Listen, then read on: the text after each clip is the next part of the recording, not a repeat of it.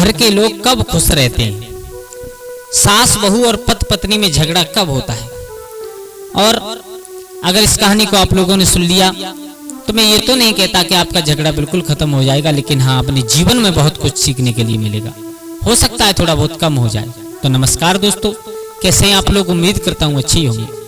दोस्तों, आज मैं आप लोगों को एक ऐसी मोटिवेशनल कहानी सुनाने के लिए जा रहा हूँ जिसमें सुनने के बाद आप लोगों को लगेगा कि घर परिवार में झगड़ा कब होता है और कौन सा कारण मेन होता है जिसके कारण हमेशा लड़ाई झगड़े घर में बने रहते हैं। दोस्तों, छोटी छोटी बातों पर कभी भी इंसान को मुंह फुला करके नहीं रहना चाहिए, क्योंकि जिस घर में अच्छी सुमत होगी उस घर में सब कुछ होगा। आप लोगों ने देखा होगा कि आज छोटी छोटी बातों पर परिवार में दरार पैदा हो जाती है, पति पत्नी में दरार पैदा हो जाती है और यहाँ तक बात पहुंच जाती है कि कोर्ट कचहरी के चक्कर काटने पड़ते हैं उनको। तो दोस्तों, कहानी प्रारंभ करने से पहले आपसे मेरा एक निवेदन है कि अगर आप हमारे गजब ज्ञान यूट्यूब चैनल पर नए दर्शक मेहमान बंधु बनकर के आए हैं तो प्लीज हमारे चैनल को सब्सक्राइब करें, जिससे कि आने वाली वीडियो आप लोगों तक सबसे पहले पहुंच सके। और हाँ, वीडियो को पूरा देखें, क्योंकि जब तक आप लोग पूरा नहीं देखोगे तब तक कोई बात समझ में नहीं आएगी। दोस्तों, आ जाओ कहानी प्रारंभ करते हैं कि किसी गाँव में एक निर्धन व्यक्ति रहा करता था।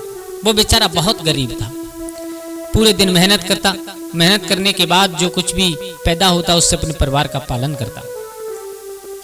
लेकिन घर में कलह बहुत हुआ करती थी, सास बहू का झगड़ा बहुत चलता था और इस झगड़े का एक मेन कारण था घर में पैसा न होना, घर में धन नहीं होना।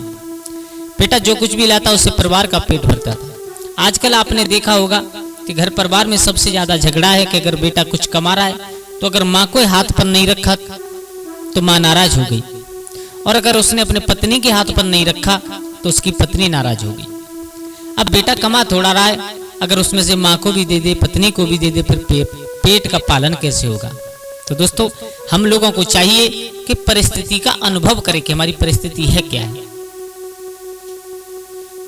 एक दिन वो अपने आंगन से दुखी होकर के निकल गया, चला गया गुस्सा होकर के और एक जंगल में पहुंचा। वहां पर एक संत भगवान तपस्या कर रहे थे। वो निर्धन व्यक्ति एक पेड़ के नीचे बैठ करके कुछ सोच रहा था, आंखों से आंसू चल रहे थे। मेरे भैया, तो उस महात्मा की नजर पड़ गई और उस निर्धन व्यक्ति पर अपने पास बुलाया। बेटा तुम रो रहे हो? बोले हाँ। क्यों रो रहे हो? पर मेरे घर में बहुत बड़ी कलेश होती है। अपने घर का सारा हाल बताया उन महात्मा को। महात्मा जी समझ गए कि इसके घर में कलह का मेन कारण क्या है, कलह का मेन स्तंभ क्या है, कलह की मेन जड़ क्या है। तो महात्मा जी ने कहा, बेटा तुम्हारे घर की कलह बिल्कुल शांत हो जाएगी। बोले बाबा जी कैसे? बोले हो जाएगी, मैं तुम्हें बता रहा हूँ कि तुम्हारे घर के जो पूरब साइड में कमरा है, उस कमरे के चारों कोनों में जो पश्चिम दिशा की तरफ घर का कोना है, उस कमरा का कोना है, उसमें नीचे एक धन का घड़ा गड़ा हुआ है। और आप जाकर के उस धन के घड़े को निकाल लीजिए, आपके घर में बिल्कुल कलह नहीं होगी। ध्यान देना सब लोग, बहुत कुछ सीखने के लिए मिलेगा इस कहानी से हमें और आपको।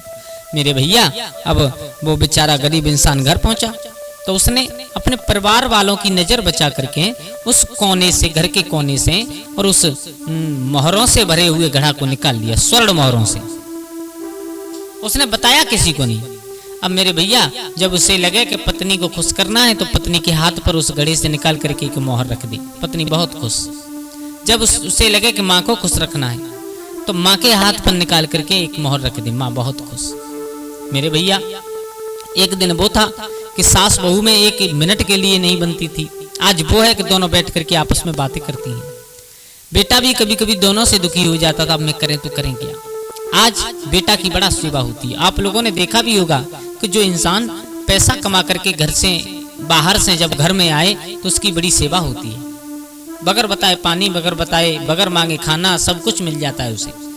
अब बेटा जैसे ही आंगन में आता है तो बहू बगैर बोले ही खाना परोसती है, बड़े प्यार से खिलाती है और माँ भी बड़ी ममता भरी, प्यार भरी बातें करती है बेटा से। बड़े हर्ष और आनंद के साथ में जीवन व्यतीत होने लगा।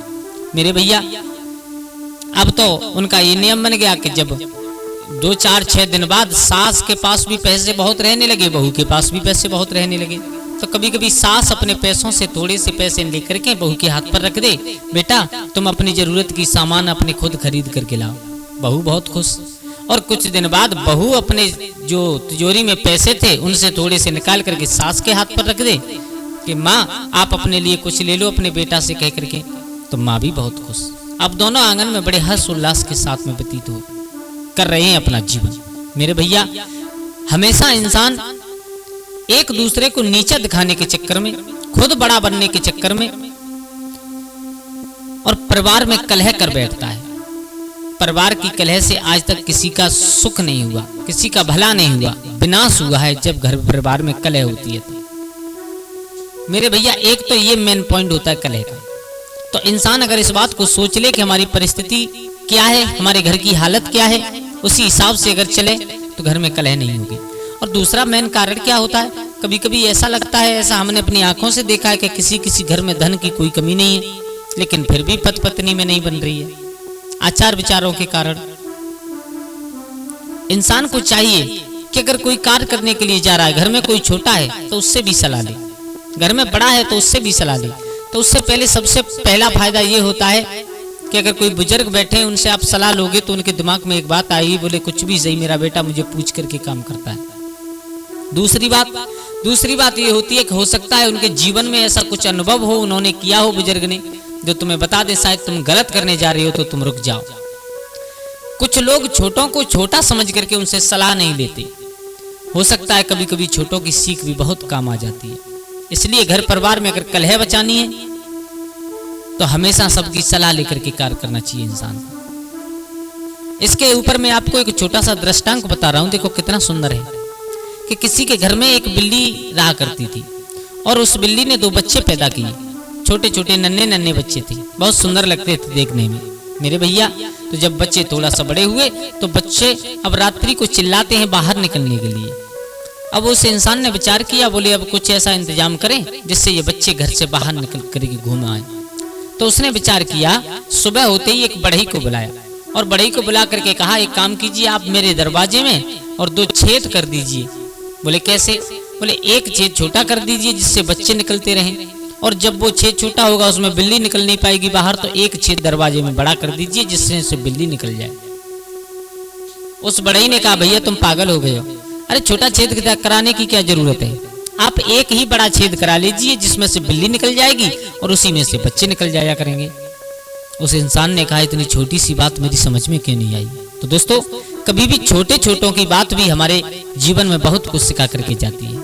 तो दोस्तों, जितने भी हमारे दर्शक हैं, मैं आप लोगों से, चाहे बड़ा हूं चाहे छोटा हूं, इससे कोई लेना देना नहीं।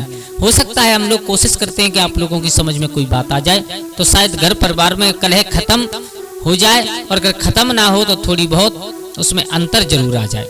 तो दोस्तों, कैसी लगी आप लोगों को हमारी ये कहानी? अगर अच्छी लगी हो तो प्लीज हमारे गजब ज्ञान यूट्यूब चैनल को सब्सक्राइब करें, और हो सके तो परिवार और दोस्तों के साथ शेयर जरूर करें। आज के लिए बस इतना ही, कल फिर मिलते हैं किसी एक नई कहानी, एक नई चर्चा के साथ।